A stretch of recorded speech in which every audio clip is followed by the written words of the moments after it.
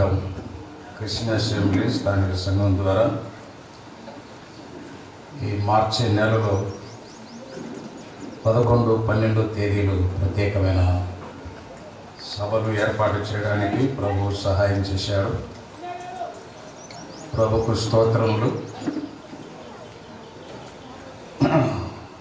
మన మధ్యలో కడప నుండి దైవజనులు శ్యాంబాబు గారు కూడా చేరుకున్నారు. సహోదరి నరసమ్మ గారితో ప్రకాశ్ రాజు గారు కూడా కర్నూలు నుండి వారు కూడా చేరుకున్నారని విన్నాం. ఈ 2 దినాలు సంపూర్తిగా గురు దైవ సేవకులు ఉంటారు. వీరితో కూడా కలిసి దేవుని వాక్యము ప్రకటించడానికి నన్ను ఆహ్వానించిన స్థానిక సంఘానికి, ఇక్కడ ఉన్న పెద్దలకు ప్రభు పేరిట నా ప్రేమ వందనాలు తెలియజేస్తున్నాను. ఉదయకాలము మన ధ్యానము కొరకు దేవుని వాక్యము నుండి పరమగీతము గ్రంథము నుండి ప్రభు చిత్తమైతే 2 దినాలు గ్రంథములో నుండి వర్తమానాలు అందించాలని ప్రార్థన పూర్వకంగా నేను ఆశ కలిగి ఉన్నాను. మనమందరం కూడా ప్రార్థన పూర్వకంగా ఏకీభవించి దేవుని వాక్యం విందాం. పరమగీతము గ్రంథము పాత నిబంధనలో పేజీ నంబర్ 563. పరమగీతము గ్రంథములో 1వ అధ్యాయము 1 నుండి 6 వరకు ఉన్న వచనాలు నేనే చదువుతాను. తర్వాత ఎవరైనా చదవగల వాళ్ళు గట్టిగా చదివి స్పష్టంగా చదివి వినిపించవచ్చు. 1వ అధ్యాయము 1 నుండి 6 వచనాలు. సొలొమోను రచించిన పరమగీతము. నోటి ముద్దులతో అతడు నన్ను ముద్దు పెట్టుకును గాక, నీ ప్రేమ ద్రాక్షరసము కన్నా మధురము, నీవు పూసికొను పరిమళ తైలము సువాసన గలది, నీ పేరు పోయబడిన పరిమళ తైలముతో సమానము. కన్నికలు నిన్ను ప్రేమించుదురు, నన్ను ఆకర్షించము, మేము నీ యొద్దకు పరిగెత్తి వచ్చెదము. రాజు తన అంతఃపురములోనికి నన్ను చేర్చుకొనెను, నిన్ను బట్టి మేము సంతోషించి ఉత్సహించెదము. ద్రాక్ష రసము కన్నా నీ ప్రేమను ఎక్కువగా స్మరించెదము. యథార్థమైన మనస్సుతో వారు నిన్ను ప్రేమించుచున్నారు. యెరూషలేము కుమార్తెలరా, నేను నల్లని దాననైనను సౌందర్యవంతురాలను. కేదారు వారి గుడారముల వలెను, సొలొమోను నగరు తెరల వలెను నేను సౌందర్యవంతురాలను. నల్లని దాననని నన్ను చిన్న చూపులు చూడకుడి. నేను ఎండ తగిలిన దానను. నల్లని దాననని నన్ను చిన్న చూపులు చూడకుడి, నేను ఎండ తగిలిన దానను. నా సహోదరులు నా మీద కోపించి నన్ను ద్రాక్ష తోటకు కావలి కత్తెగా నుంచిరి. అయితే నా సొంత తోటను నేను కాయకపోతిని. దేవుని ఆత్మ సహాయం కొరకై చిన్న మాట ప్రార్థన చేసుకుందాం. కరుణా సంపూర్ణమైన మా ప్రియమైన తండ్రి, మహిమగల మా పరలోకపు దేవా, మా రక్షకుడు, మా ప్రభువైన క్రీస్తు యేసు ఘనమైన నామమున మీకు స్తోత్రములు చెల్లిస్తున్నాం. కొండజుట్టుడు గ్రామాన్ని ప్రేమించి చాలా సంవత్సరాల క్రిందట మీ వాక్యము ద్వారా కొందరిని ఆకర్షించి సంఘము ఏర్పడిన నాట నుండి నేటి వరకు సంఘము ద్వారా లోపట బయట జరిగిస్తున్న పరిచర్య అంతటి కొరకై మీకు స్తోత్రములు. ఇక్కడ ఉన్న స్థానిక సంఘ పెద్దలు, స్థానిక సంఘ ప్రియులు, సహోదరులు ఆలోచన కలిగి, భారము కలిగి ఈ మీటింగ్లో కొరకై పూనుకొనగా మీరు ఈ సక్రియను ప్రారంభించినందుకై మీకు స్తోత్రములు. మొదటి దినంలో, మొదటి కూడికలో మేము ప్రవేశించగలిగాం. మీ నామమును గూర్చి మా ప్రియులు పాడగలిగారు. మేము సంతోషిస్తున్నాం. మీ వాక్యమును చదువుకున్నాం. వేల సంవత్సరాల క్రిందట వ్రాయబడిన మాటలు చదువుకున్నాం. ధ్యానము చేయుచుండగా మీ వైపు చూస్తున్నా. మీ ఆత్మ ద్వారా మమ్మల్ని నడిపించండి. మీ ఆత్మ ప్రేరేపణ మాకు కలుగ చేయండి. మీ ఆత్మ స్వాధీనములో ఉంచండి. మాతో మాట్లాడండి. మా ఆత్మలకు క్షేమము దయచేయమని, ఈ పరిచర్యను ఘనపరచమని. కొంత ఖర్చుబడి, చాలా ప్రయాస ఖర్చుబడి, రాత్రి పగలు కష్టపడి పనిచేసినారు స్థానికులు. వారికి మీ దీవెన దయచేయమని, ఎండల నుండి, వాతావరణము నుండి, ఆహార పదార్థాల నుండి, ప్రభువా ప్రయాణాల నుండి, వాహనాల నుండి ఏ విధమైన ఇబ్బంది ఎవరికి కలగకుండా అందరినీ కాపాడమని. మంచి ప్రారంభం ఇచ్చారు, మీకు స్తోత్రములు. 2 దినాల కూడికలో మీ ఆత్మ ద్వారా నడిపించి చక్కని ముగింపు దయచేసి మీకు మహిమ తెచ్చుకొనమని, ఆత్మలకు రక్షణ, సంఘాలకు క్షేమమును దయచేయమని మా ప్రభువైన క్రీస్తు యేసు ఘనమైన నామమున స్తోత్రములు చెల్లించి వేడుకొనుచున్నాము తండ్రి. ఆమేన్.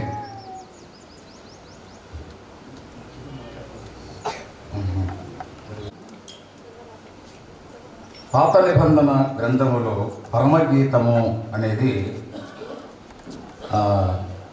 చాలా, అవన్నీ కూడా గ్రంథములో రాయబడలేదు. రాజుల మొదటి గ్రంథం 4వ అధ్యాయం 32 వచనం కాబోలు 32 లేక 33 వచనాల్లో సొలొమోను 3000 సామెతలు చెప్పాడు, 1005 కీర్తనలు రాశాడని వ్రాయబడింది. తాను రాసిన 1005 కీర్తనలు బైబిల్ గ్రంథంలో పొందుపరచబడలేదు. 72వ కీర్తన గ్రంథంలో 72, 127 ఈ 2 కీర్తనలు సొలొమోను రాశాడని కీర్తనలు గ్రంథంలో ప్రస్తావించబడింది. ప్రసంగి గ్రంథము, పరమగీతము ఈ గ్రంథాలన్నీ సొలొమోను రాశాడు. సొలొమోను రాసిన కీర్తనలు ఎన్ని ఉన్నా సొలొమోను మాత్రమే కాదు, ఈయన తండ్రి దావీదు రాశాడు, హేమాను రాశాడు, ఆసాపు రాశాడు, కొరహు కుమారులు రాశారు. ఎన్ని కీర్తనలు ఉన్నా, ఎన్ని గీతములు ఉన్నా బైబిల్ గ్రంథములు అన్ని గీతములకి ఇది పరమగీతం, సాంగ్ ఆఫ్ సొలొమోన్ అంటారు. సొలొమోను రచించిన ఈ గీతం పరమగీతం, అంటే గీతములకే గీతము పరమగీతం. ఇది చాలా రమ్యమైన గ్రంథం. ఈ గ్రంథం, ఈ గ్రంథములో కొందరు తెలియని వాళ్ళు, అంటే యేసు ప్రభువును ఎరగని వారు, బైబిల్లో తప్పులు కనిపెట్టాలని కొంత సెర్చ్ చేస్తున్నారు హైందవులు కూడా. ఇందులో చాలా తప్పులు ఉన్నాయి ఇదంతా అని వారు వ్యాఖ్యానం చేస్తున్నారు. పరమగీతము గ్రంథము ప్రాణప్రియుడైన యేసు ప్రభువు ఆయనకు తనకు ప్రియమైన సంఘమును గురించిన తలపులతో నిండిన గ్రంథం ఈ పరమగీత గ్రంథం. ప్రాణప్రియుడైన యేసు ప్రభువును గూర్చి తనకు ప్రియమైన సంఘమును గూర్చిన తలంపులతో నిండిన గ్రంథం ఈ పరమగీతము గ్రంథం. ఇది చాలా రమ్యమైనది. ఇందులో పాత్రధారులు భౌతికంగా సొలొమోను, సులమ్మితి మాత్రమే వారి పేర్లు కనబడుతున్నాయి. యెరూషలేము కన్యకలు అని, యెరూషలేము కుమార్తెలని ఉన్నది కానీ వారి పేర్లు లేవు. పేర్లు గల వాళ్ళు సొలొమోను మాత్రమే, సులమ్మితి మాత్రమే వారి పేర్లు ఈ గ్రంథంలో ఉన్నాయి. ఇందులో 8 అధ్యాయాలు గల ఒక 2.5 లేక 3 పేజీలు గల 2 పేపర్లు 5 పేజీలు గల గ్రంథం. ఈ గ్రంథం చాలా విలువైనది. నేను చాలా దినాల నుండి ఆలోచన చేస్తున్నాను. నా సొంతంగా ధ్యానం చేయాలని నేను చాలా ప్రయత్నం చేశాను, చాలా కష్టపడ్డాను. బైబిల్లో ఏ గ్రంథం నేను ఏ ప్రసంగం చేసినా చాలా మట్టుగా నా సొంత ధ్యానాలు అందిస్తున్నాను. ప్రభువు నాకు అనుగ్రహించిన కృప. నేను గొప్పవాడినని, పెద్ద ప్రసంగికుడని కాదు. ప్రభువు అందిస్తున్న ప్రతి తలంపును బట్టి ప్రభుకే స్తోత్రములు. దాని ద్వారా నేను మేలు పొందుతున్నాను, అనేకులకు వర్తమానం అందిస్తున్నాను. సొలొమోను రచించిన ఈ పరమగీతము గ్రంథంలో నేను చెప్పినట్లుగా ప్రాణప్రియుడైన యేసు ప్రభు ఆయనకు ప్రియమైన తన సంఘమును గురించిన తలంపులతో నిండిన గ్రంథం ఈ పరమగీతము గ్రంథం. ఈ గ్రంథము చదువునప్పుడు, వినేటప్పుడు, ధ్యానం చేసేటప్పుడు ఇవి మాత్రమే మనసులో ఉంటే మనకు అర్థమైపోతుంది. మనకు రమ్యమైన సంగతులు ప్రభు బయలుపరుస్తాడు. ఏవి మనసులో ఉండాలి? ప్రాణప్రియుడైన యేసు ప్రభు ఆయనకు ప్రియమైన తన సంఘము మాత్రమే మనసులో ఉండి చదవాలని ధ్యానం చేయాలి. అప్పుడే ఇది మనకు మన స్థానిక సంఘాలకు చాలా క్షేమాన్ని కలగజేస్తాయి. ఈ గ్రంథములో మనం చదివిన ఈ వాక్య భాగములో నుండి ఒక వర్తమానం వినబోతున్నాం. దైవ సేవకులు ముగ్గురు మాట్లాడాలని ఇక్కడ ఉన్న స్థానికులు తెలియపరిచారు. ఆ విధంగానే మనం కార్యక్రమాన్ని కూడికలు జరిగిద్దాం. సొలొమోను రచించిన ఈ పరమగీతము గ్రంథములో కొన్ని మాటలు మనం జ్ఞాపకం చేసుకుందాం. 4వ వచనం చూడండి. 4వ వచనం, ఆయన ప్రేమను గూర్చి కూడా సుమారు 15 సార్లు ఈ గ్రంథములో రాయబడింది. ప్రభువు ప్రేమ, నా ప్రియుడు, నా ప్రాణప్రియుడు అని ప్రియురాలు సంబోధించింది. ఆ ప్రియురాలను గురించి నా ప్రియురాల, నా పావురమా, నా ప్రాణసఖి, నా సహోదరి అని ప్రాణప్రియుడు సంబోధించాడు. ఆ ప్రియురాలు, ఆ పావురము, ఆ సహోదరి, ఆ ప్రాణసఖి సంఘమే. ప్రాణప్రియుడు, నా ప్రియుడు అంటే ప్రభువే అని మనము జ్ఞాపకం చేసుకుంటున్నాం. 4వ వచనం చూడండి. 4వ వచనంలో నన్ను ఆకర్షించుము, నన్ను ఆకర్షించుమని తాను చెప్తున్నది, కానీ నేను నీ యొద్దకు పరిగెత్తుకొని వచ్చేదనని చెప్పాలి. కానీ మేము నీ యొద్దకు పరిగెత్తుకొని వచ్చేదాం. ప్రాణప్రియుడు ఆకర్షిస్తే, ఆ ప్రియుడు ఆకర్షిస్తే మనమందరం కూడా ఆయన యొద్దకు పరిగెత్తుకొని రాగలం. జుటూరు గ్రామంలో ప్రత్యేకమైన కూడికలు ఉన్నాయని విని, ఆ వర్తమానం విని పత్రికలు అందిన వాళ్ళు ప్రార్థన చేస్తున్నారు, పరిగెత్తుకొని వస్తున్నారు. ఎందుకని? పత్రికలు ఇచ్చినందుకు కాదు, మీటింగ్లు ఏర్పాటు చేసినారని కాదు, ప్రసంగికులు ఉన్నారని కాదు. ఆయన ఆకర్షించేవాడు. ఆకర్షించుట వలన ఆయనలో ఉన్న ఆకర్షణ శక్తి అనేది మనం ఎలా గ్రహించగలం? ఒక శాస్త్రవేత్త, పూర్వకాలంలో ఒక శాస్త్రవేత్త ఒక చెట్టు కింద కూర్చొని ఉన్నాడు. ఆ చెట్టు మీద నుండి ఒక పండు క్రింద పడింది. క్రింద పడగానే ఇది చెట్టు మీద నుండి ఎందుకు క్రింద పడింది, అసలు పైకి ఎందుకు పోలేదు, క్రింద ఎందుకు పడింది అని బాగా ఆలోచన చేసి భూమికి ఆకర్షణ శక్తి ఉన్నదని దాన్ని కనుగొన్నాడు. సైన్స్లో అది పొందుపరిచాడు. నిజమే, చెట్టు మీద ఉన్న పండు కిందికే పడుతుంది కానీ అది పైకి వెళ్ళదు. పైన ఆకర్షణ శక్తి లేదు, భూమికి ఆకర్షణ శక్తి ఉన్నది. ఒక వస్తువు చేతులతో పైకి విసిరివేయండి, అది మరలా కిందికే పడుతుంది. ఎందుకంటే భూమికి ఉన్న ఆకర్షణ శక్తి ఇది. అయస్కాంతానికి కూడా ఆకర్షణ శక్తి ఉన్నది. అయస్కాంతం అనేది ఇనుప వస్తువులను మాత్రమే ఆకర్షిస్తుంది. ఇనుప ముక్కలను మాత్రమే ఆకర్షించేది అయస్కాంతం. కానీ ప్రభువు ఆకర్షిస్తున్నాడు. పండును కాదు, వస్తువులను కాదు, ఇనుప ముక్కలను కాదు, మనుష్యులను ఆకర్షించువాడు ఆయన ఆకర్షించేవాడు. ఒక సహోదరుడు, దైవ సేవకులు మధుసూదన్ గారు, మీరు విన్నారు లేదో, నేను విన్నా, ప్రార్థన చేసేటప్పుడు అనేకులను ఆకర్షించినవని తన ప్రార్థనలో జ్ఞాపకం చేసుకున్నాడు. నేను కూడా అదే జ్ఞాపకం చేసుకున్నాను. ఈ కొండజూడూరు గ్రామంలో ఒక చిన్న మంద ఏర్పడిందంటే సుమారు 40 సంవత్సరాల పైబడి క్రింద వాక్యము ద్వారా కొంతమందిని ఆకర్షించాడు ఆయన. ఎలా ఆకర్షించాడు, ఎలా ఆకర్షించగలడు? ఆయన నన్ను ఆకర్షించును అన్నది ప్రియురాలు.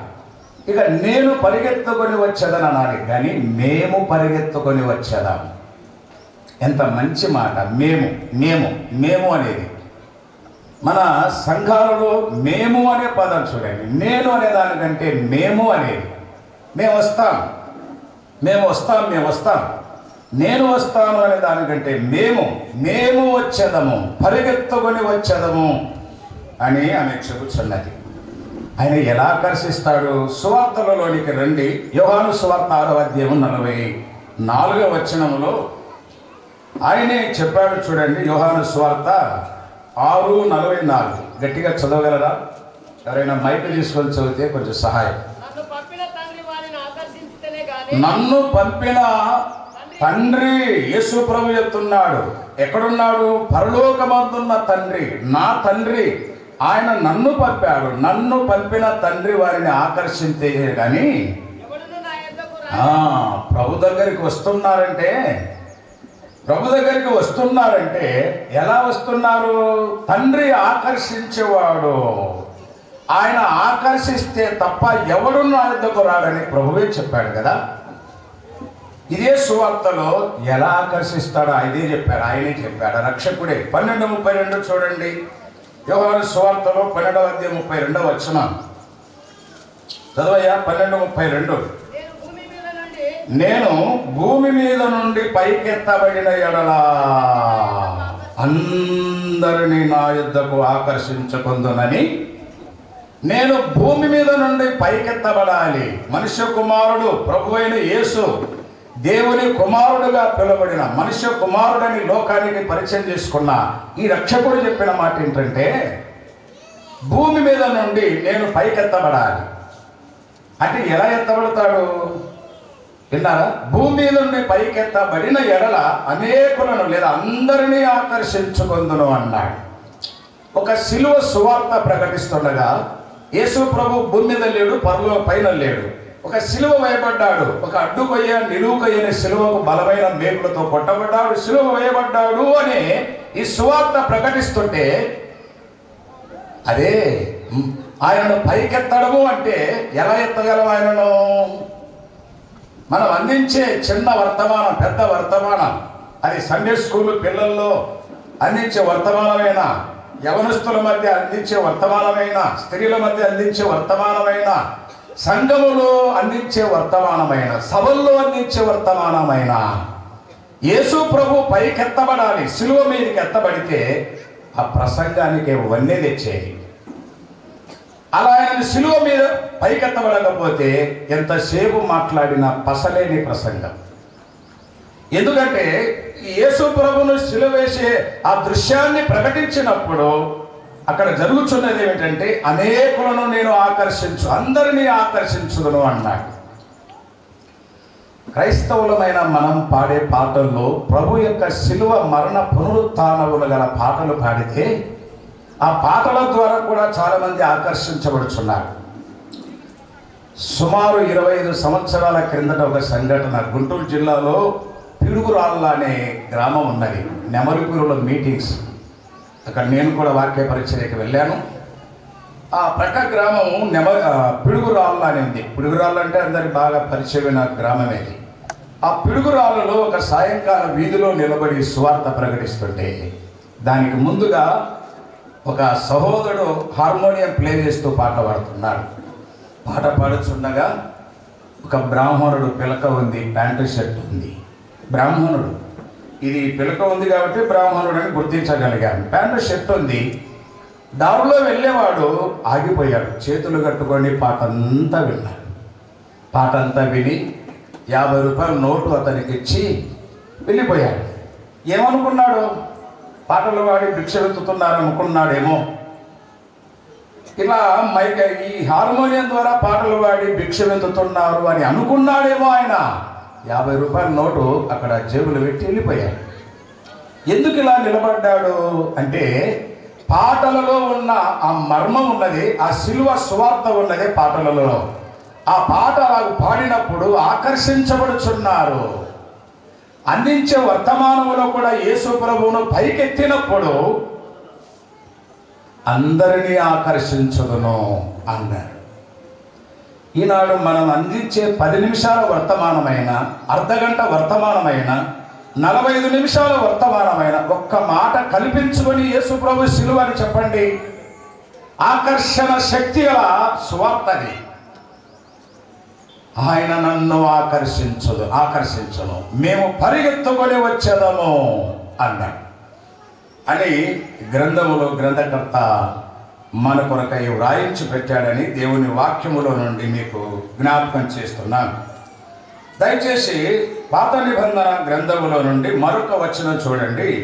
హోషేయ గ్రంథము 11వ అధ్యాయములో దానియేలు గ్రంథము ఆనుకొని ఉన్న గ్రంథం హోషేయ గ్రంథం 11వ అధ్యాయం 4వ వచనం చూడయ్యా. 11వ అధ్యాయము 4వ వచనం చూడండి. ఒకడు మనుషులను తోడుకొని పోవునట్లుగా స్నేహ బంధములతో నేను వారిని బంధించి ఆకర్షించి తిని అని దేవుడే చెప్పుచున్నాడు. ఒకని స్నేహ బంధముతో, ఏ బంధం? ఈ బంధం ఏ బంధం అంటే ఇది స్నేహ బంధం. పరలోకములో ఉన్న తండ్రి భూమి మీద ఉన్న మనుషులను ఎట్లా భావిస్తున్నాడు చూడండి. స్నేహ బంధముతో నేను వారిని బంధించి ఆకర్షించి తినన్నాడు. ఒక స్నేహితుని వలె ఆకర్షిస్తున్నాడు. ఆయనలో ఉన్న ఆకర్షణ శక్తి ప్రియులారా. అందుకే చాలామంది పాటలు పాడుతున్నారు, వాక్యం కూడా రాయబడింది కదా, నేను వారిని దాసులు అని పిలవక నా స్నేహితులు అని పిలుచున్నాను. యోహాను సువార్త 15వ అధ్యాయంలో ప్రభువే చెప్పాడు. భూమి మీద ఉన్న ఒక భక్తుడు అబ్రాహామును గురించి దేవుడు చెప్పిన మాట, దేవుని స్నేహితుడు అని పేరు వచ్చింది. అబ్రాహాము నా స్నేహితుడైన అబ్రాహాం అన్నాడు. ఏంటి బంధం? దేవునికి కంటి కనబడని దేవునికి భూమి మీద ఉన్న మనుషునికున్న బంధం. ఏ బంధం? ఈ బంధం ఇది భార్య భర్తల బంధం కాదు, స్నేహితుల బంధం. ఇది స్నేహ బంధం. ఇది దేవుడు మనుషులను స్నేహ బంధముతో బంధించి ఆకర్షించువాడు. ఇక ఆయన ఆకర్షించాడు అంటే ఆయనకు వద్ద వచ్చిన వాళ్ళు ఆయనని విడిచిపోలేకపోతున్నారు. ఆయనలో ఉన్న ఆకర్షణ శక్తి అది. ఒకవేళ ఆయన కనుక ఆకర్షించకపోతే, ఈ శిలువ సువార్త ప్రకటించబడకపోతే మనం ఎక్కడ ఉండేవాళ్ళం? మనకి భాగ్యము లేదు. ఈ పాటలు, ఈ ప్రార్థనలు, ఈ వర్తమానాలు, ఈ వాతావరణం, ఈ దైవికమైన వాతావరణం మనకు లేదే. ఆయన నిన్ను ఆకర్షించాడు. ప్రియమైన సహోదరి సహోదరుడా, నన్ను కూడా ఆకర్షించేవాడు.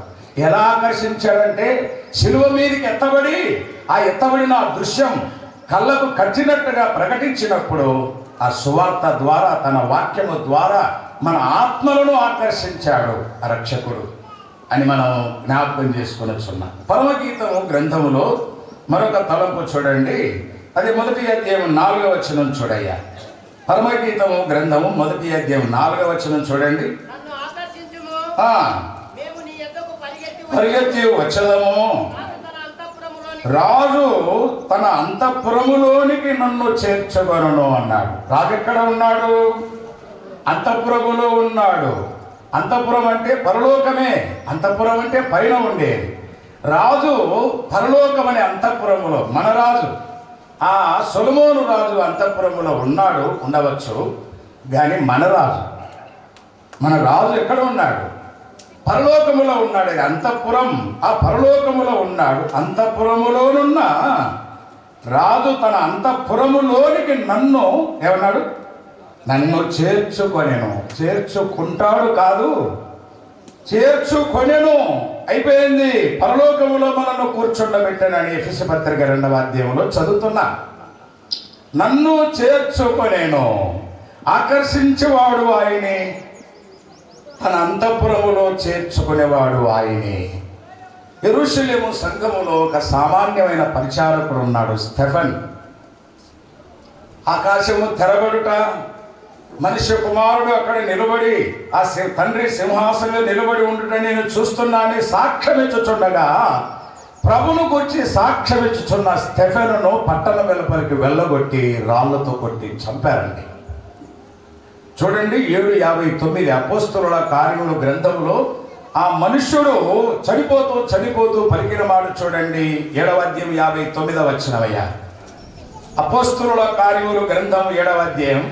ఈ మనుషుని శరీరమును రాళ్లతో కొట్టి చంపగా పట్టణ వెలుపల చనిపోయేటప్పుడు ఈయన పలికిన మాట చూడండి. 7:59 ప్రభువును గూర్చి మొర్ర పెట్టుచు, యేసు ప్రభువా నా ఆత్మను చేర్చుకొనుము అన్నాడు.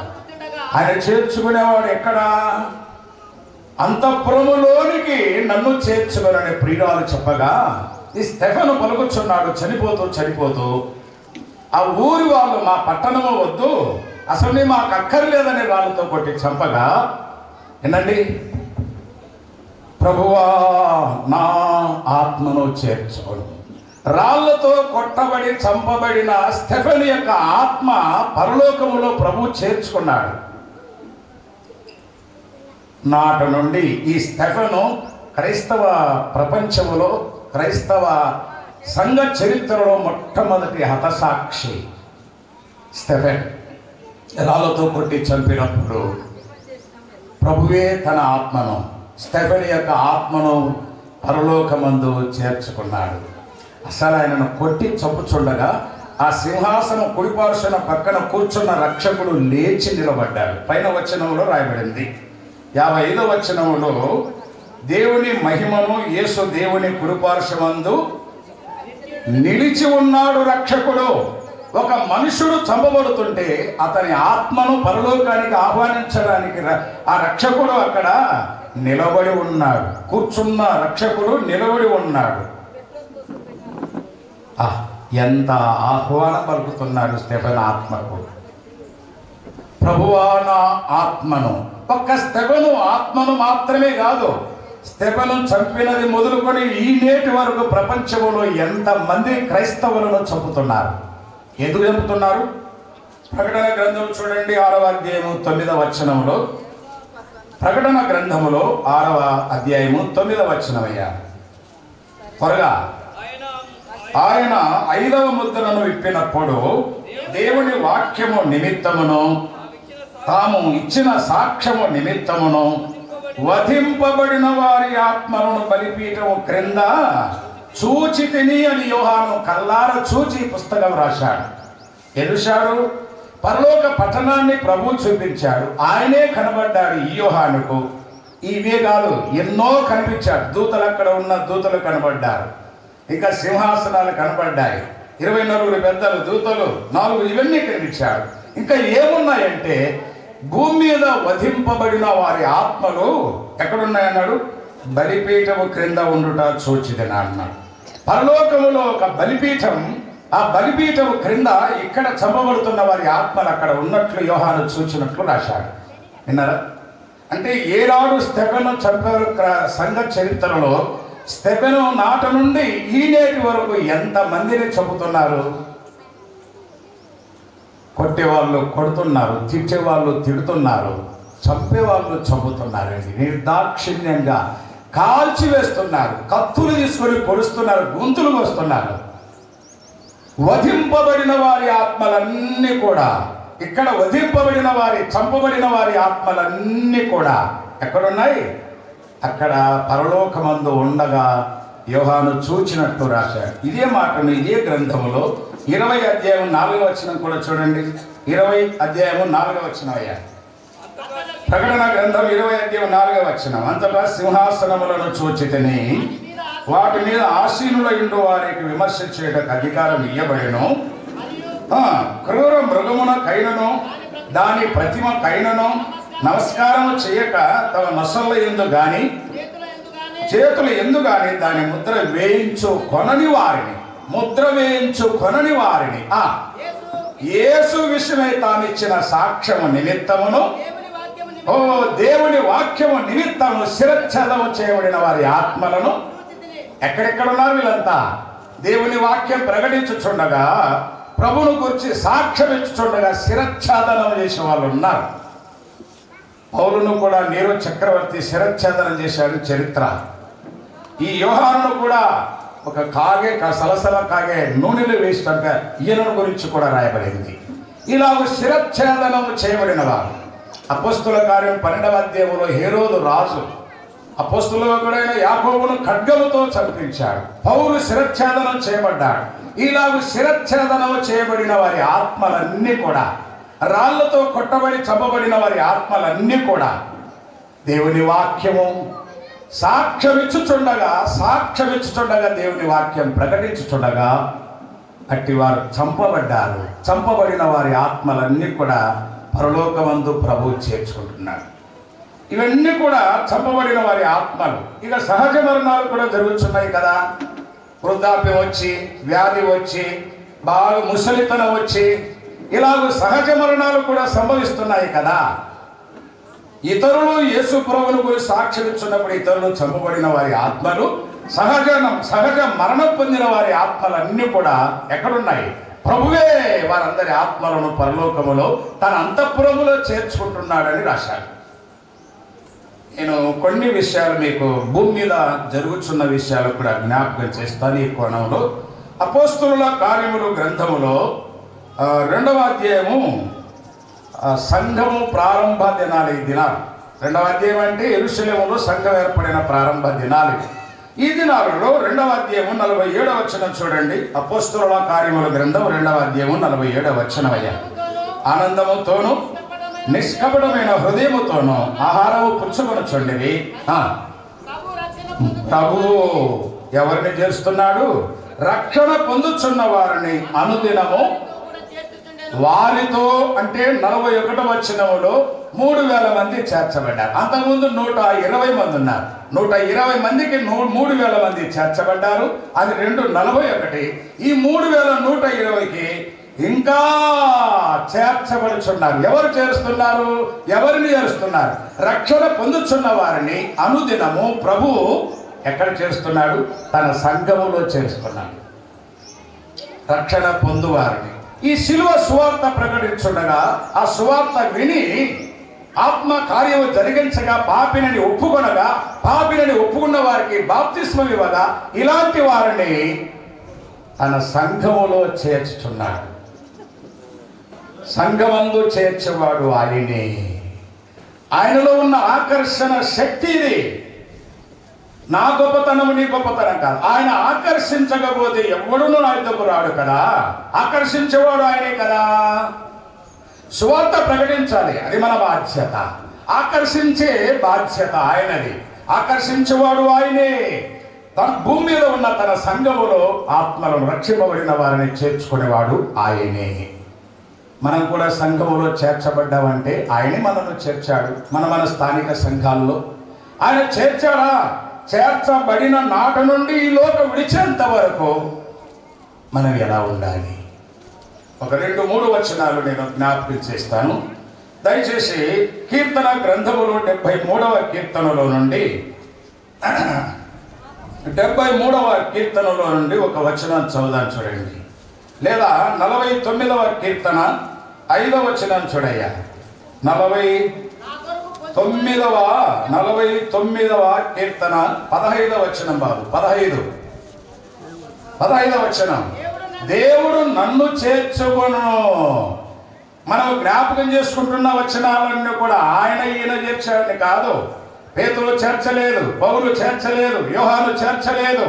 ఎక్కడ రాసినా పాత నిబంధనలో ఉన్న క్రొత్త నిబంధనలో ఉన్న ప్రభువు చేర్చేవాడు, ప్రభువు చేర్చుకునేవాడు. పరలోకములో చేర్చేవాడు వారి ఆత్మలను, రక్షణ పొందిన వారి ఆత్మలను, భూమి మీద రక్షణ పొందిన వారి ఆత్మలను తన సంఘములో చేర్చువాడు ఆయనే. 49:15 వచనం చూడయ్య. మరల చదవండి వచనాన్ని. దేవుడు నన్ను చేర్చుకొనును, పాతాళ బలములో నుండి. ఏ బలమయ్యా? పాతాళానికి ఒక బలం ఉన్నది అమ్మా. పాతాళానికి బలం, పాతాళ బలము. పాపములో ఉన్నవాళ్ళు చనిపోతే అట్టి వారిని పాతాళము పట్టుకొనునని రాయబడింది. పాపం చేసిన వారిని పాతాళం పట్టుకుందంటే ఆ పాతాళానికి బలం ఉన్నది. తన బలము చేత ఇక్కడ భూమి మీద పాపము చేసిన వారందరినీ పాతాళం పట్టుకుంటుంది.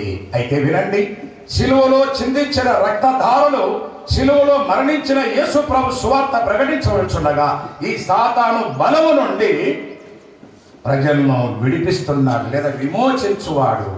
విమోచించి ఆయనే చేర్చుకున్నవాడు అని. ఇప్పుడు 73వ కీర్తనలో నుండి మరొక వచనాన్ని మనం జ్ఞాపకం చేసుకున్నాం. 73వ కీర్తన 24వ వచనం చూడయ్యా. 24 చూడండి. ఈ కీర్తన ఆసాపు రాశాడు. ఆసాపు రాసిన ఈ కీర్తనలో నీ ఆలోచన చేత నన్ను నడిపించదవు, తర్వాత నీవు మహిమలో నీవు నన్ను చేర్చుకుందువు అన్నాడు. తర్వాత ఇప్పుడు భూమి మీద తన సంఘములో మనల్ని చేర్చుకున్నాడు. తన సువార్త వినిపించి ఆకర్షించి రక్షించుకొని సంఘములో చేర్చాడు. పాతాళ బలము నుండి మనల్ని విమోచించి తన సంఘములో చేర్చుకున్నాడు. సంఘములో చేర్చబడిన నాటి నుండి ఈ లోకం విడిచేంత వరకు అయ్యా అమ్మా ఎవరి ద్వారా నడిపించబడాలి? ఇక్కడ ఏం రాబడింది? దేవా నీ ఆలోచన చేత, చదవండి, దేవా నీ ఆలోచన చేత, ఓ దేవుని ఆలోచన వలన నడిపించబడాలి. సంఘం అందున్నంత కాలం రక్షించబడిన నాట నుండి లోక విడిచేంత వరకు దేవుని ఆలోచన, దేవుని ఆలోచన, దేవుని ఆలోచన వలన నడవాలి విశ్వాసం. నీ ఆలోచన నీది, నా ఆలోచన నాది. ఇప్పుడు కుటుంబాల్లో నా ఆలోచన నెరవేరాలా?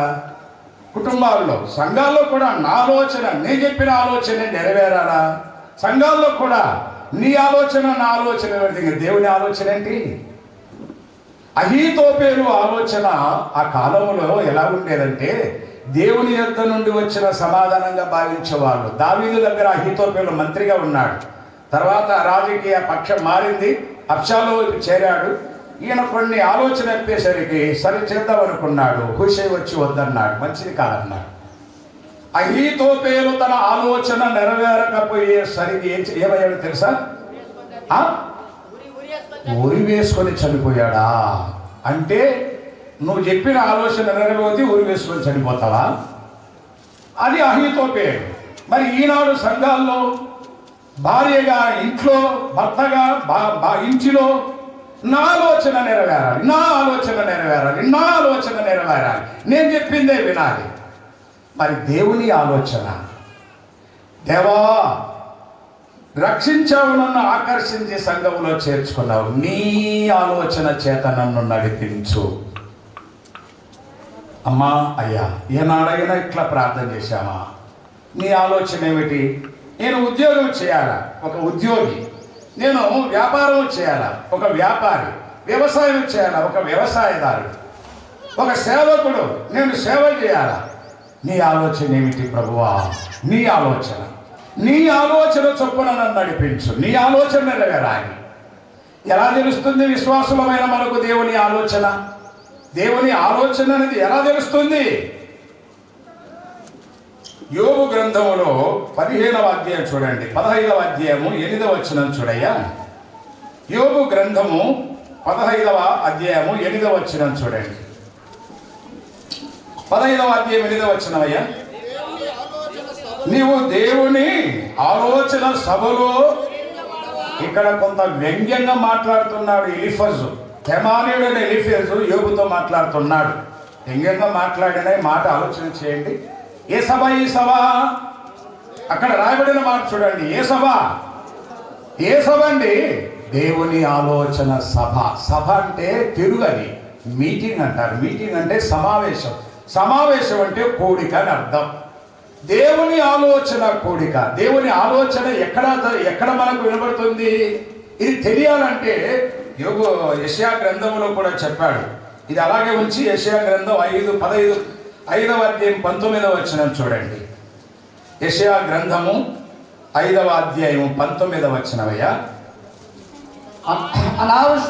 ఆయన త్వరపడనేమో, ఆయనను త్వరపడనేమో 5వ అధ్యాయం 19వ వచనం చెప్పాను. మేము ఆయన కార్యమును చూచునట్లు